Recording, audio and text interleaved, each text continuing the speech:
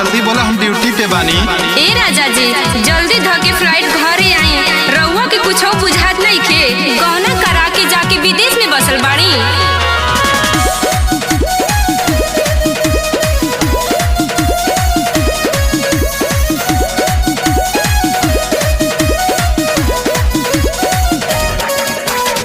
उठेला देहिया में तोहरत गतरे गतर ए रजऊ।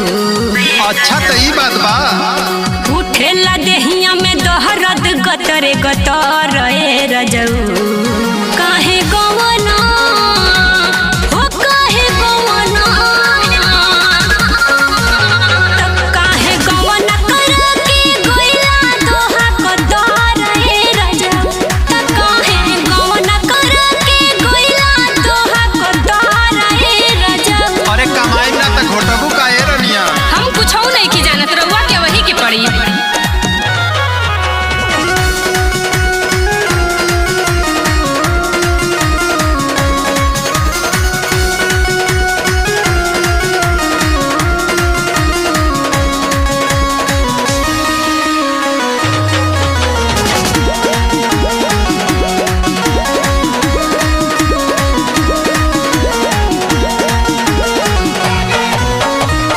चढ़ली जवानिया में देके गइला दुख हो, से जिया त सुना लागे नहीं भूख हो।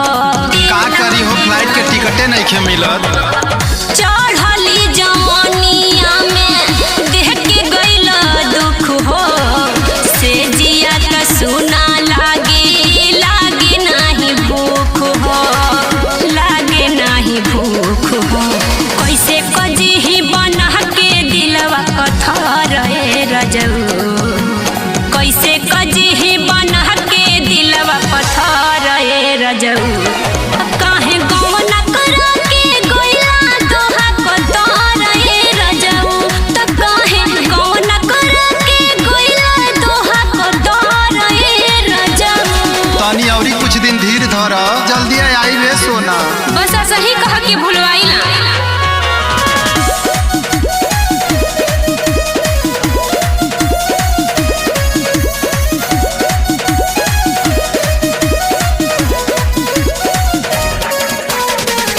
लागे नाही मनवा हमर टूटे अंगे अंग हो, जहिया से गइल जवानी करे तंग हो।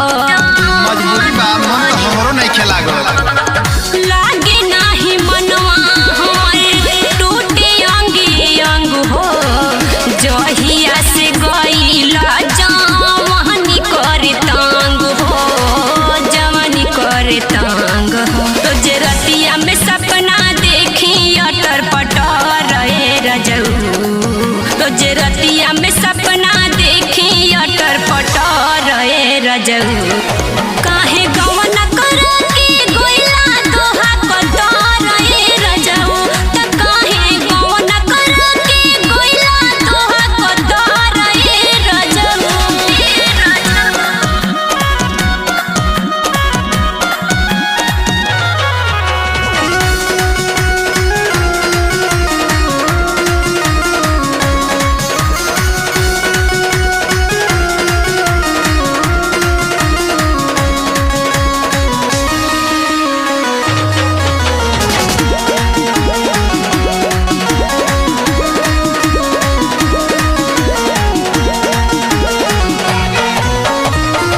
रजऊ हरिओम कटला कहते ना कलेस हो, आ जल्दी से घरे आजा छोड़ी के विदेश हो।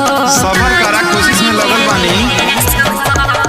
रजऊ हरिओम कटला कहते ना कलेस हो, आ जल्दी से आजा घरे छोड़ी के विदेश हो, छोड़ी के विदेश हो। ना तो योगेंद्र देवरा खोली सटर ए रजऊ। ना तो योगेंद्र देवरा खोली सटर ए रजऊ। तब काहे गवना करा के गइला दोहा कतर ए रजऊ।